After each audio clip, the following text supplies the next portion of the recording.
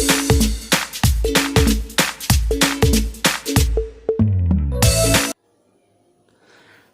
Student, good morning to all of you. कैसे आप लोग? मैं आशा करता हूँ कि अच्छे से होंगे। आज मैं आईटीआई के ICTSM के सेशन 18-20 के जो 21 एग्ज़ाम हुआ है उसका ड्राइंग का क्वेश्चन आंसर लेके आया हूँ। चलिए आगे हम बढ़ते हैं क्वेश्चन की ओर, देखते हैं। यही क्वेश्चन है SCBT 2021, SCBT और IT इंजीनियरिंग ड्राइंग लिखा हुआ है। फुल मार्क्स 50, 3 घंटा का टाइम मिला हुआ था। पहला क्वेश्चन है draw the symbol of the flowing. जो सिंबल दिया हुआ है 10 उसका हम फॉलोइंग करके दिखाना है। सो है ए में कोवेक्सियल केबल, बी में ट्रांजैक्शन, 3 में है SCR, 4 में है UJT, 5 में FET, 6 में नियॉन लैम्प, 7 में पेंटोड, 8 में जीना डायोड, 10 में CRT और 9 में TRIC। अगला क्वेश्चन है protection of solid in single stroke the vertical letter in the height is 10 mm। जब कोई शब्द जो हमको 10 mm हाइट में लिख के दिखाना है, दिखाएंगे आगे। अगला क्वेश्चन है 3 करा है block diagram, draw the block diagram UPS का ब्लॉक डायग्राम बनाना है। 4 में करा आइसोमेट्रिक सिलेंडर बना, रेडियस 25 mm होना चाहिए और हाइट 70 mm होना चाहिए। अगला क्वेश्चन है 5 का draw a block diagram of motherboard. Question में 5 में करा ब्लॉक डायग्राम बना के दिखाना है। चलिए आगे हम बढ़ते हैं क्वेश्चन की ओर। क्वेश्चन नंबर 1 में करा था draw the symbol of following. 1 में है कोवेक्सियल केबल, बी में ट्रांजिस्टर, सी में SCR, 4 में UJT, 5 में FET, 6 में नियॉन लैम्प और 7 में पेंटोड, 8 में जीना डायोड, 9 में CRT और 10 में TRIC। चलिए आपको दिखाते हैं। क्वेश्चन नंबर 1 जो था कोवेक्सियल केबल कनेक्टर, इसका यही सिंबल है। अब क्वेश्चन नंबर 1 का ही राइट आंसर है। ट्रांजिस्टर पूछा हुआ था 2 नंबर में। सिंबल बताने के लिए ये छोटा छोटा जो है सब टाइप का ट्रांजिस्टर है, इसका सिंबल दिखाते हैं। ये हुआ ट्रांजिस्टर का सिंबल, NPN और PNP ट्रांजिस्टर, ये दोनों ट्रांजिस्टर हैं। बढ़ते हैं आगे। अगला में 3 में था SCR। देखिए इस SCR का फुल फॉर्म होता है सिलिकॉन कंट्रोलर रेक्टिफायर, जिसका ये सिंबल है SCR। अगला था UJT। UJT का फुल फॉर्म होता है यूनिपोलर जंक्शन ट्रांजिस्टर। UJT का सिंबल है।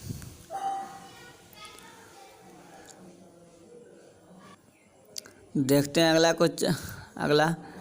अगला जो था आपका FET का सिंबल पूछा हुआ था, तो ये FET का सिंबल है। FET का फुल फॉर्म होता है फील्ड इफेक्ट ट्रांजिस्टर, देख लीजिए FET का है। अगला था नियॉन लैम्प। ये नियॉन लैम्प का सिंबल हुआ। जो आपको 10 सिंबल पूछना था उसमें एक नियॉन लैम्प भी था। बढ़ते अगला सिंबल की ओर हम।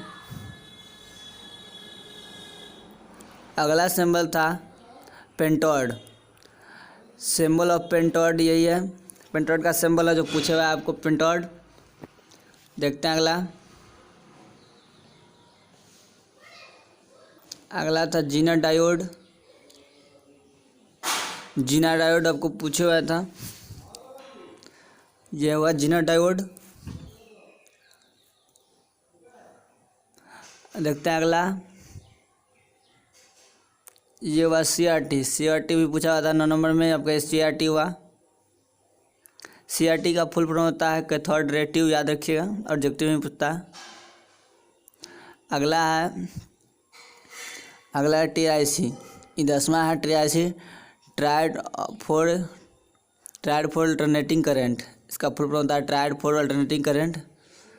अब बढ़ते हैं अगला क्वेश्चन कर। अगला क्वेश्चन में 2 में था right projection of solid in single stroke vertical letter of height in 10 mm। करा है सिंगल स्ट्रोक में ठोस का प्रोजेक्शन लिखे, ऊंचाई का ऊर्ध्वाधर अक्षर जो है 10 mm होना चाहिए। कौन सेंटेंस हमको लिख के दिखाना है जिसका जो है जो 10 mm होना चाहिए वर्ड सिंगल प्रोटेक्शन में, वही पूछ रहा है। चलिए आपको हम आगे दिखाते हैं।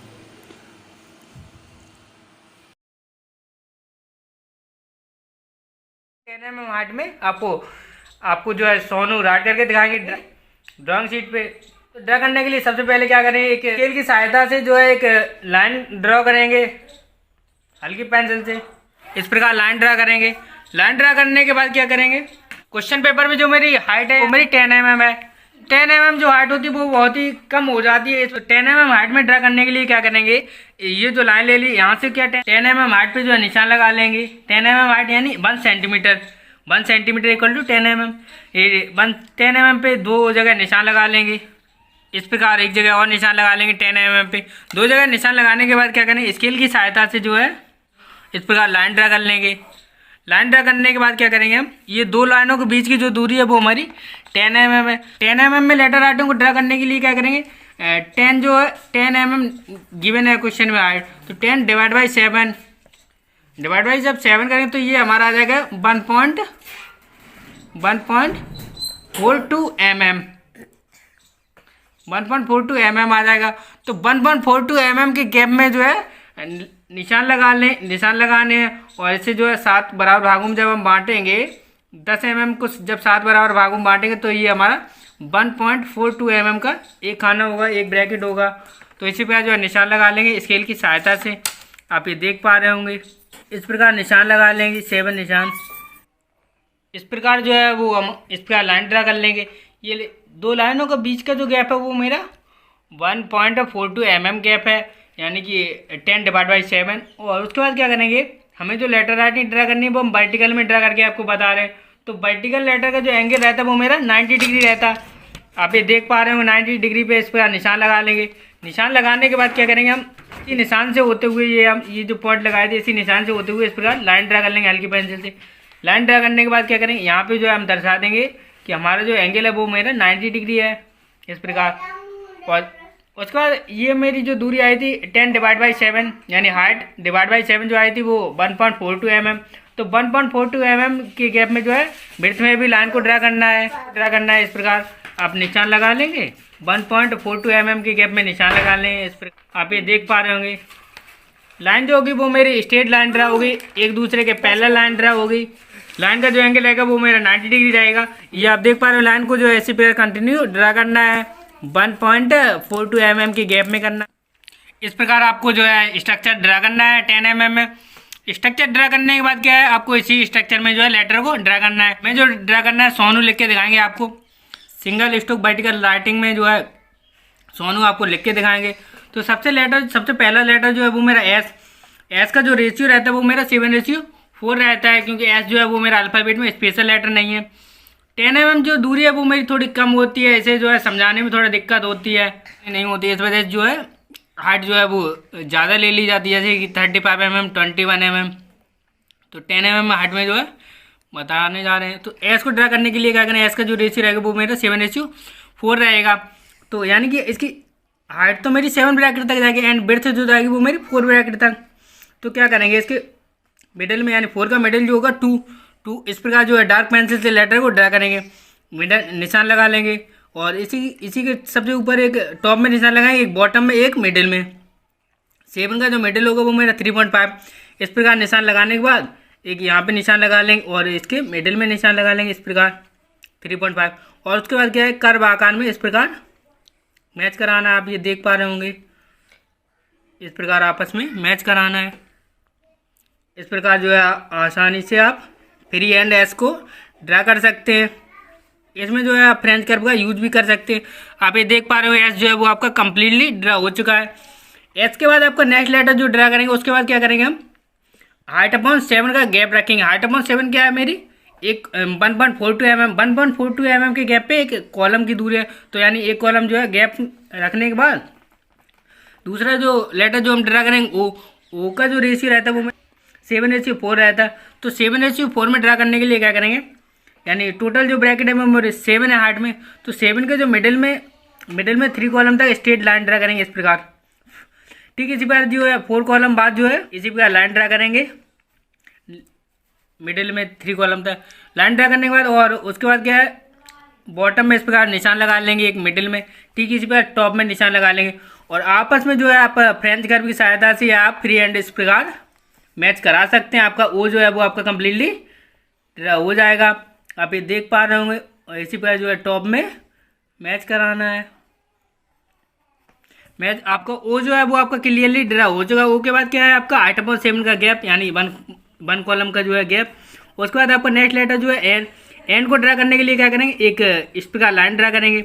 ठीक इसी प्रकार जो है 4 कॉलम बाद एक लाइन ड्रा करेंगे स्केल की सहायता से। कॉलम बाद इस प्रकार लाइन ड्रा करेंगे और आपस में जो है इसे इस प्रकार जो है इंक्लाइंड में जो है मैच करा देंगे। आपका एन जो है वो आपका कंप्लीटली ड्रा हो चुका है। आपका नेक्स्ट लेटर यानी लास्ट लेटर जो है वो आपका यू को ड्रा करने के लिए क्या करेंगे हम, टॉप से 5 कॉलम तक जो है स्ट्रेट लाइन ड्रा करेंगे इस प्रकार। ठीक इसी प्रकार जो है 4 कॉलम बाद जो है इस प्रकार टॉप से जो है 5 कॉलम तक जो है इस प्रकार लाइन ड्रा करेंगे स्ट्रेट। उसके बाद क्या करेंगे, यानी 4 का जो मिडिल होगा वो मेरा 2 यहाँ पे, और 2 पे जो है इस प्रकार निशान लगाने के बाद आप आसानी से जो ऐसे आसानी से हाथ से जो है फ्री हैंड ड्रा कर सकते हैं। आप ये देख पा रहे हैं यू जो है वो आपका कंप्लीटली ड्रा हो चुका है। आप जो है इसी प्रकार 10 mm हाइट में लेटर राइटिंग को ड्रा कर सकते हैं। स्ट्रोक वर्टिकल लेटर राइटिंग में आपको जो है 10 mm हाइट में अगर ड्रा करना है तो आप इसी प्रकार ड्रा कर सकते हैं इसी मेथड से। आपका अगला क्वेश्चन ये था 3 में पूछे हुआ था draw the block diagram of UPS. कर यूपीएस का ब्लॉक आरेख बनाए, जो आपको 3 नंबर क्वेश्चन में पूछा हुआ था।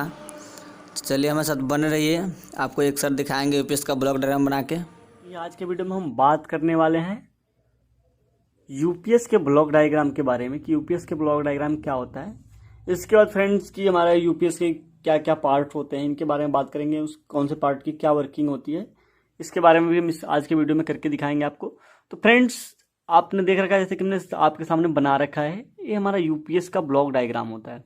फ्रेंड इसमें कुछ पार्ट्स होते हैं, जैसे हमारा एसी इनपुट हो गया, step down transformer, rectifier, bank of batteries या इसको बैटरी बैंक भी हम कहते हैं, इन्वर्टर, हमारा इन्वर्टर हो गया, फिल्टर सर्किट हो गया, एसी आउटपुट।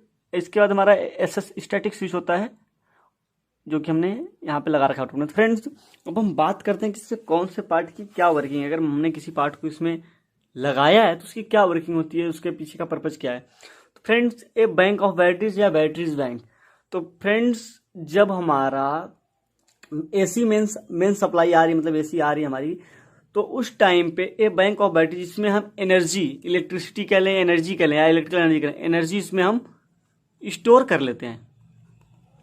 इसके बाद फ्रेंड्स जब हमारा पावर सिस्टम फेलियर होता है, पीछे से हमारी मेन सप्लाई नहीं आती है, उस कंडीशन में हमारा जो बैटरी बैंक है इससे हम सप्लाई लेते हैं। हमारा जो बैटरी बैंक होता है ये आउटपुट देता है हमारे, और जिसकी हेल्प से हमारे जो भी इक्विपमेंट आगे कनेक्टेड है, मशीनरी पार्ट से कुछ भी है, उसको हम कंट्रोल करते हैं, उसको हम ऑपरेट करते हैं। जो एनर्जी हमें उस टाइम पे उसको देनी होती है वो एनर्जी हमें बैंक ऑफ बैटरी या बैटरी बैंक जिस कह लें इससे मिलती है। इसके बाद फ्रेंड्स हम नेक्स्ट जो हमारा पॉइंट है उसके बारे में बात करेंगे। फ्रेंड नेक्स्ट टॉपिक से पहले पहुंचने से पहले हम ये जान लेते हैं कि हम इसके अंदर बैटरीज कौन सी यूज करते हैं। तो फ्रेंड्स जो नॉर्मली हमने इसमें करते हैं लीड एसिड बैटरी यूज कर लेते हैं। इसके बाद निकल आयरन बैटरीज भी हम यूज कर लेते हैं, निकल आयरन बैटरीज भी हम यूज में ले लेते हैं। तो फ्रेंड्स एक कुछ मतलब जो हमारे नॉर्मली यूज में लेते हैं उन बैटरीज के नाम हो गए। इसके बाद फ्रेंड्स हमारा जो नेक्स्ट टॉपिक है वो है स्टेप डाउन ट्रांसफार्मर। फ्रेंड्स हमारा जो स्टेप डाउन ट्रांसफार्मर यहाँ पे लगा के हम अपना जो वोल्टेज होती है उसकी स्टेप डाउन कर लेते हैं, उसका स्टेप डाउन कर लेते हैं, क्योंकि जो हमारी बैटरीज होती हैं वो नॉर्मली 12 वोल्ट की बैटरीज यूज करते हैं हम। तो बैटरीज को चार्जिंग करने के लिए हम यहाँ पे वोल्टेज का स्टेप डाउन कर लेते हैं। हम इसको स्टेप डाउन करने के लिए वोल्टेज का हम यहाँ पे स्टेप डाउन ट्रांसफार्मर का यूज करते हैं। फ्रेंड्स इसके बाद हमारा नेक्स्ट टॉपिक आता है रेक्टिफायर। फ्रेंड्स हमारा जो रेक्टिफायर होता है हमारे एसी के इनपुट को रेक्टिफाई करके डीसी में कन्वर्ट कर देता है। इसके बाद डीसी में कन्वर्ट करने के बाद फिर इसको हम चार्ज अपनी बैटरी से कनेक्ट करते हैं चार्जिंग के लिए। तो हमारा जो रेक्टिफायर का नॉर्मली वर्किंग है, बेसिक वर्किंग, ये हमारा रेक्टिफाई करता है, हमारे एसी को डीसी में कन्वर्ट कर देता है, जिसके थ्रू हम बैटरीज को अपने चार्ज कर लेते हैं। इसके बाद फ्रेंड्स हमारा नेक्स्ट टॉपिक होने वाला है इन्वर्टर। तो फ्रेंड की इन्वर्टर क्या होता है। तो फ्रेंड्स फ्रेंड्स जो हमारा इन्वर्टर होता है it converted DC supply from batteries into AC supply of desire amplitude and frequency. मतलब हमारा डीसी सप्लाई को एसी में कन्वर्ट कर देता है। हमारा जितनी मतलब डिजायरेबल मतलब जितनी रिक्वायरमेंट जितनी हमें आवश्यकता है एम्पलीट्यूड की, हमारी फ्रीक्वेंसी की, इसके बाद लोड की, हमारे वोल्टेज की, हमारी जो रिक्वायरमेंट है उसके अकॉर्डिंग हमारा इस डीसी को एसी में कन्वर्ट कर देता है। इसके बाद फ्रेंड्स हमारा जो आगे नेक्स्ट चीज कनेक्ट कर रखा है हमने, ये है फिल्टर। इसके हम फिल्टर सर्किट बोलते हैं। तो फ्रेंड्स फिल्टर सर्किट का बेसिकली यूज होता है, जैसे कि हम इसको यहाँ पे इन्वर्टर से डीसी को एसी में हमने कन्वर्ट किया, तो उसमें क्या होता है कुछ इम्प्योरिटी रह जाती हैं, इम्प्योरिटी कुछ रह जाती हैं हमारी डीसी की। हमारे जो कुछ कैरेक्टरिस्टिक डीसी के रह जाते हैं इसी हमारे आफ्टर रेक्टिफाइंग, मतलब अपना इन्वर्टर सर्किट के बाद जब उसको हम डीसी को एसी में कन्वर्ट कर लेते हैं तो कुछ हमारी इम्प्योरिटीज रह जाती हैं। तो उसको मिनिमाइज करने के लिए, उसको हम खत्म करने के लिए फिल्टर सर्किट को यूज करते हैं। इसके बाद हमारा यहाँ पे हमें प्योर एसी मिल जाता है, हमें प्योर एसी आउटपुट मिल जाता है। इसके बाद फ्रेंड हमारा एसएस, फ्रेंड ये हमारा एसएस जो है स्टैटिक कॉन्टेक्टर स्विच होता है, जो कि फ्रेंड्स ऑटो ऑपरेट होता है।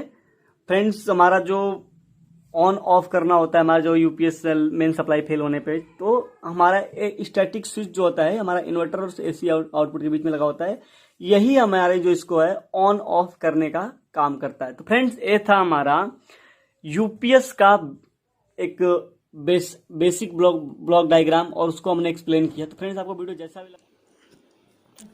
क्वेश्चन नंबर 4 में कह रहा था draw the isometric cylinder of radius 25 mm and height 70 mm। त्रिज्या 25 mm और ऊंचाई 70 mm का आइसोमेट्रिक सिलेंडर बनाना था, जो हम आपको बना के दिखा रहे हैं।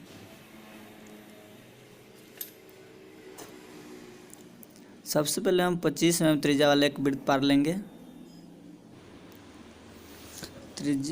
वृत्त इसलिए हम पारेंगे क्योंकि हमको व्यास पता करना है। व्यास जो त्रिज्या जो होता है व्यास का आधा होता है, इसलिए हम को 25 mm रेडियस वाला वृत्त पार लेंगे। उसके हिसाब से हम रेडियस सिलेंडर बनाएंगे। देखते रहिए आप लोग, देखते रहिए ध्यान से कैसे कैसे हम बनाते हैं मेजर करके, उसी तरह से आप लोग को बनाना है।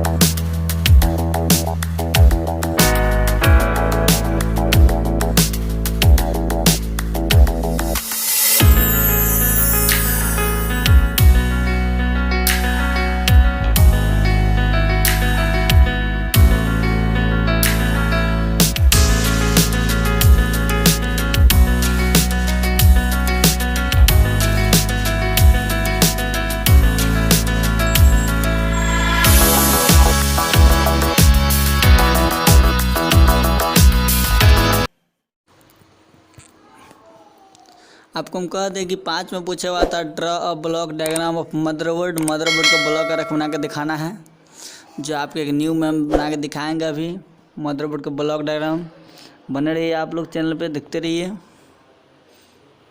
ਜਿਵੇਂ ਕਿ ਤੁਸੀਂ ਇਹ ਡਾਇਗਰਾਮ ਦੇਖ ਰਹੇ ਹੋ, ਇਹ ਹੈ ਬਲੌਕ ਡਾਇਗਰਾਮ ਆਫ ਮਦਰਬੋਰਡ।